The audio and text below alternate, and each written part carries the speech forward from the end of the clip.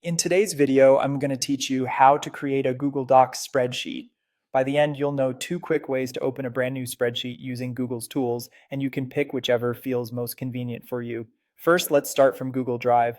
If you're already in Drive, look to the upper left side of the page for the new button with a plus icon. This is the main place where you create new files in your Drive. Go ahead and click that new button. When you do, a drop-down menu appears showing the different file types you can create.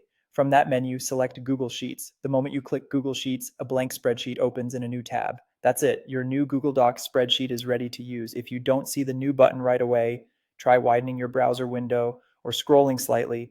It's usually anchored near the top left sidebar. Now let's look at the second method, which is handy if you're simply in your browser and signed into your Google account. Look for the grid icon with dots near the top of the page. This is the Google Apps Launcher. Click that grid of dots, then scroll the panel if needed and locate Sheets. When you open Sheets, you'll land on the Start page. From here, press the blank option to create a new spreadsheet instantly.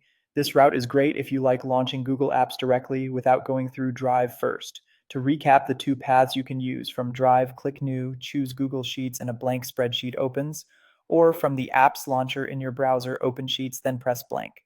Both lead you to the same place, a fresh spreadsheet that's ready for your data, formulas, and charts. A few quick tips as you follow along. Make sure you're signed in to the correct Google account, especially if you switch between personal and work profiles. If the drop down or apps menu looks crowded, use the search bar in the apps panel to find Sheets faster. And if a new tab doesn't appear, check your browser's pop up settings to ensure it isn't being blocked. That's all there is to it. With these two simple methods, you can create a Google Docs spreadsheet in seconds, whether you prefer starting from Drive or launching directly from the apps grid. Thanks for watching and enjoy organizing your data with your new spreadsheet.